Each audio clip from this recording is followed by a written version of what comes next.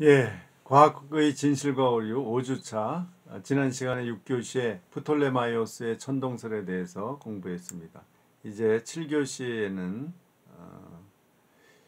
8과 기독교 신학자들에서 중세 과학과의 타협점을 찾다에 대해서 하겠습니다.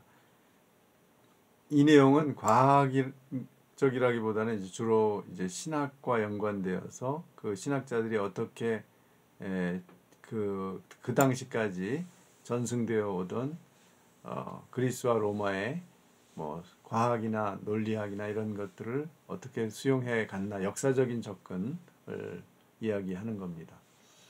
우선 역사를 보면 이제 기독교와 로마 제국이 아주 부정적인 관계에 있었죠. 한 300년 가까이. 그래서 많은 기독교인들이 박해를 받고 또 사형을 당하고 죽어갔죠. 그러다가 콘스탄티누스라는 황제가 이제 되면서 AD 313년에 4세기죠. 밀라노 칙령을 내려서 기독교를 인정합니다. 공인. 이제는 숨어서 믿지 않고 나와서 당당하게 믿을 수 있게 되는 거죠. 그렇게 된 이유는 사실 콘스탄티누스의 어머니가 크리스찬이었어요. 그런데 이 어머니가 재미있게 이제 그 콘스탄티누스가 어머니 때문에 황제가 된 건데요.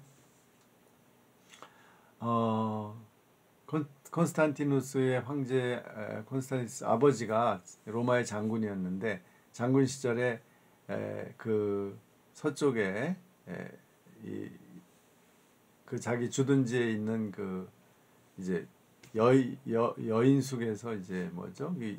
그 하숙집에서 살았어요. 그런데 그 하숙집 딸이 바로 콘스탄티누스의 어머니라고 합니다. 그래서 그, 너무 이제 좋아해가지고 결국은 결혼을 하려고 애까지 낳는데 나중에 결국은 이제 나중에 그 부황제가 되거든요. 그런데 황제가 허락을 안 해서 결국 결혼을 못하지만 그 콘스탄티누스가 나중에 입양이 돼서 이제 그 부황제의 자리를 이어받습니다. 그래서 그 당시에 이제 로마가 제국이 너무 크니까 지키기 위해서 네 개로 쪼개서 황제와 부황제, 서쪽에 두 사람 황제를 두고 동쪽에 두 사람 황제를 두었었거든요. 그 중에 하나가 콘스탄티누스인데 결국은 서쪽에 이제를 다 차지하고 그 다음에 동쪽 황제하고 싸워서 이기는 거죠. 그래서 황제가 됐습니다. 이때부터 기독교가 이제 그야말로 로마의 황제가 뒷받침해주는 아주 당당한 종교가 된 거죠. 그리고 325년에 니케아 회의를 콘스탄티누스 황제가 개최를 합니다. 모든 그 감독들, 교회 전 로마 제국의 대표들을 모아서 기독교의 교리를 그때 확정합니다. 그때 유명한 그 기독론 아니 삼위일체론이 확정이 되죠. 그때 하나님은 세 분이면서 한 분이다. 이 삼위일체론이 확정이 되면서 기독교의 교리가 완전히 그때 더 이상 변하지 않는 교리가 확인이 됩니다. 이제 그런고 나서 이제 점점 로마가 기독교화 돼 가면서 380년에 테오도시우스 황제가 데살로니카 칙령을 내려서 기독교를 국교로 만들죠. 그렇지만 얼마 안 가서 395년에 로마 제국이 동서로 분열합니다. 그래서 이제 동로마 제국과 서로마 제국으로 나뉘죠. 그래서 동로마 제국은 오랫동안 한 1000년 동안 유지가 되지만 서로마 제국은 이탈리아의 로마를 중심으로 하는 서로마 제국은 476년에 게르만족한테 멸망되죠. 그래서 그때부터 한 8, 9세기까지 한 500년 동안 혼란기였는데 그 게르만족이 여러 지역에다 나라를 세우고 이 로마의 문명이 더 이상 왜냐면 게르만족들은 글도 모르고 왕들도 그러니까 문명이 제대로 전달이 안 된 거죠. 그래서 그걸 암흑시대라고 합니다. 그때가 이제 암흑시대고 중세 전체를 암흑시대라고 하는 건 나중에 근대에서 계몽주의자들이 비판하기 위해서 쓴 표현이고요. 이제 그 한 10세기부터는 중세도 굉장히 발전하고 아주 안정된 사회를 이룩하게 되죠. 근데 그런 이 한 4,500년 기간의 막 혼란의 시기에 그 그리스와 로마의 학문을 전달해 준 사람들이 있는데 그 사람들이 바로 수도사입니다. 특히 529년에 이제 최초로 수도원이 생기는데요. 베네딕트, 우리나라엔 분도라고 하죠. 분도 수도회, 가톨릭 수도회 중에서 이 베네딕트가 이탈리아 몬테카시노라고 그 로마에 있는데 최초로 수도원을 건립합니다. 그래서 수도사들이 하는 일은 이제 농사도 짓고 그렇지만 사람들이 예배도 드리고 미사 드리고 그러면서 성경과 고대 문헌들을 필사하는 거예요. 그래서 이렇게 그 당시에 인쇄술이 없으니까 펜으로 계속 똑같이 써 나가는 거죠. 그래서 우리가 가지고 있는 신약 성경 이런 것은 다 필사돼서 이렇게 전달된 겁니다. 그래서 이제 6세기부터 수도원 부속학교에서 이 학교를 세워요. 수도원에. 그래서 이제 귀족의 자제들을 교육시킵니다. 그때 라틴어로 번역된 고전이 교육이 되고요. 그러면서 그리스의 과학서적과 로마의 백과사전, 그 다음에 그리스의 자유학과, 플라톤에서부터 시작됐죠. 문법, 수사학, 논리학을 가르치는 학교가 생기고 동로마 제국에서 그리스 과학을 이제 수용했는데 그 6세기 정도에 아테네의 심플리키오스라는 신학자가 아리스토텔레스의 자연학과 천체론을 주석을 합니다. 이 사람들은 그리스어를 썼기 때문에 뭐 쉽게 그것을 이제 읽을 수가 있었죠. 또 알렉산드리아의 요한 필로포노스라는 사람은 아리스토텔레스의 자연학에 대해서 주석을 쓰는데 상당히 비판적으로 아리스토텔레스가 잘못된 것을 지적하면서 주석을 썼습니다.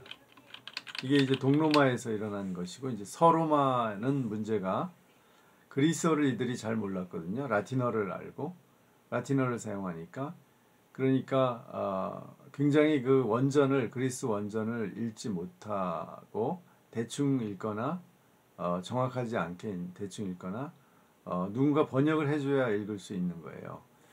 어거스틴조차도 그리스어를 아주 잘하지는 못했다고 합니다.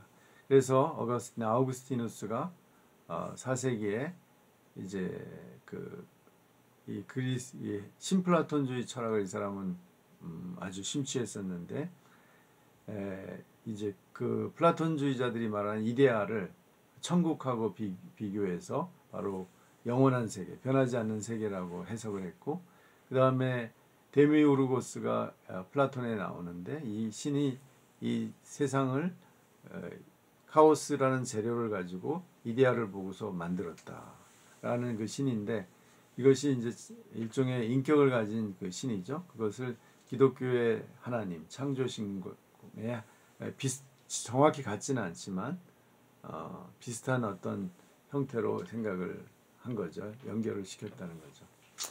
그런데 어거스틴은 그 신국에서 하나님의 나라, 치비타스 데이라는 것을 꼭 천국, 어떤 죽어서 가는 천국이나 그러니까 영원한 세계, 어떤 마지막에 이루어지는 그런 영원한 천국 이런 것뿐만이 아니라 현재 존재하는 나라로도 본 거예요.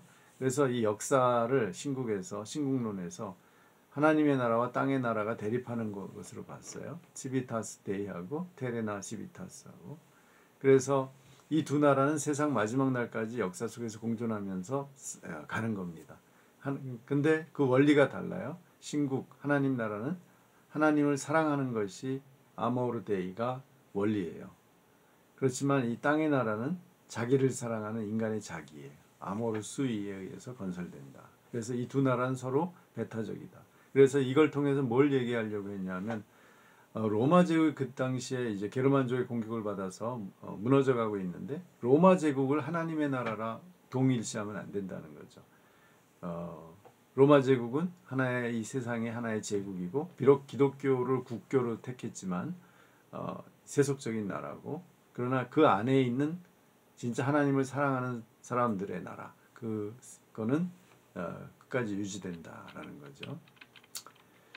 자, 12세기, 13세기에 이제 드디어 그 중세 문화가 완성이 되거든요. 그때 스콜라 철학이 발전하죠. 그 당시에. 그런데 이것이 있으려면 11세기에 12세기경에 벌써 그 아리스토텔레스의 저작이 다 번역이 돼요.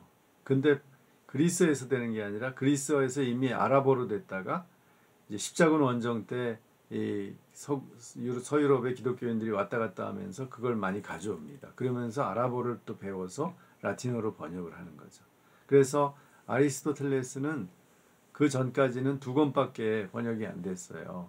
예, 이제 명제론이라는 것하고 또 그 해석론 이런 것밖에 안 돼 있는데 나머지가 다 12세기 중반에 번역이 됩니다. 그러면서 그것을 이용해서 새로운 기독교 신학이 발전이 되는 거죠. 그래서 알베르투스 마그누스와 그 제자인 토마스 아퀴나스는 이제 은총은 자연을 제거하지 않는다. 은총은 자연을 완성한다는 공리를 가지고 아리스토텔레스의 형이상학 그리고 자연학이 신학과 모순되지 않는다고 보았고, 그래서 아리스토텔레스의 천동설, 운동이론, 에테르론 이런 것들을 에테르론이라고 우리가 전에 공부했죠. 다 수용을 했습니다. 그래서 중세 교회가 이제 코페르니쿠스가 나올 때까지 바로 이 아리스토텔레스와 프톨레마이오스의 천동설을 다 수용해서 이것이 기독교와 모순되지 않는다라고 해석을 해온 거죠. 그러다가 나중에 지동설에 의해서 그게 뒤집어지면서 갈등을 겪게 됩니다. 결론을 맺겠습니다. 중세 기독교는 그리스 로마의 철학이나 과학을 적대적으로 보지는 않았다. 2세기의 변증가들, 기독교 변증가들로부터 시작해서 철학을 활용해서 기독교가 철학보다 우월하다는 것을 증명하려고 했어요. 그래서 철학을 많이 사용하면서 이제 신학이 발전하게 됐죠. 그런 과정에서 성경에 안 나오거나 이론화되어 있지 않은 자연에 대한 해석이나 이론을 자연스럽게 그리스 로마로부터 수용해서 자기 것으로 만들어 갔다. 이것이 오늘 교재 기독교가 어떻게 중세 그리스와 로마의 과학 이론이나 수학이나 이런 학문들을 수용해서 자기 것으로 만들었나를 오늘 살펴보았습니다. 오늘 과제는 이제 다음 주에 국어와 식과를 하는데요. 역시 A4 1매로 여러분이 하시면 됩니다. 먼저 국어는 그리스 과학 이슬람으로 전승되다. 어떻게 오늘 이제 12세기에 이슬람의 아랍어로 쓰여진 아리스토텔레스 전집이 라틴어로 번역되기까지 어떻게 그리스에서 이슬람으로 또 아랍어로 번역이 됐나 그 과정을 공부할 겁니다. 그래서 이 국어를 읽고 어떤 과정을 통해 그리스 과학이 이슬람 문명에 전해져서 결국은 나중에 유럽까지 가게 됐는지를 한번 서술해 보시라는 거고요. 그 다음에 두 번째는 10과 12세기 중세 과학의 르네상스를 읽고 12세기에 어떤 책들이 이슬람에서 유럽으로 번역돼서 스콜라 철학과 르네상스를 준비했는지를 한번 여러분이 책을 읽고 아시는 대로 정리를 하시면 됩니다. 한번 책을 읽으면서 그냥 여러분이 즐겁지는 않겠지만 그냥 할 수 있는 대로 한번 정리해 보시기 바랍니다. 오늘 강의 청청해 주셔서 감사합니다. 그럼 한 주간 또 건강하시고 또 여러분이 어려움이나 또 궁금한 거나 있으면 이 백석톡이나 또 개인적으로 저한테 문자를 주시든지 해서 여러분의 사정을 저한테 알려주시기 바랍니다. 그럼 감사합니다. 다음 주에 봬요.